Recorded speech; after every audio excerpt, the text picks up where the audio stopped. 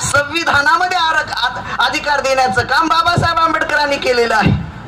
म्हणजे मी नेहमी म्हणत असतो, छत्रपती शिवाजी महाराजांनी आम्हाला भूमिपुत्रांचं राज्य दिलं, अहिल्यामाईने आम्हाला भूमिपुत्रांचं राज्य दिलं, फुलेंनी शिक्षण दिलं, शाहूंनी आरक्षण दिलं आणि डॉक्टर बाबासाहेब आंबेडकरांनी या सर्व विचारांना घटनेत संरक्षण दिलंय. व दुसरं तिसरं काय नाही. हे घटना संविधान आपण वाचलं पाहिजे. केवळ जातीचं काम करून चालणार नाही. बाबासाहेब आंबेडकर म्हणतात जातीची संघटना निर्माण करणं म्हणजे इतर समाज घटकापासून दूर जाणं आहे.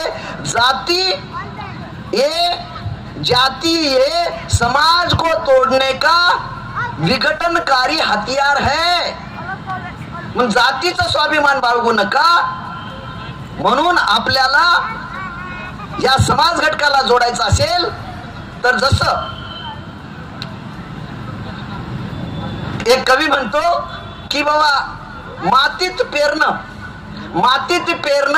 मातीत उगवणं, मातीत पेरणं, मातीत उगवणं, मातीत खेळणं, मातीत जाणं, सारा खेळ मातीचा. पण काही लोकांना गर्व कसा काय असतो केवळ एका जातीचा.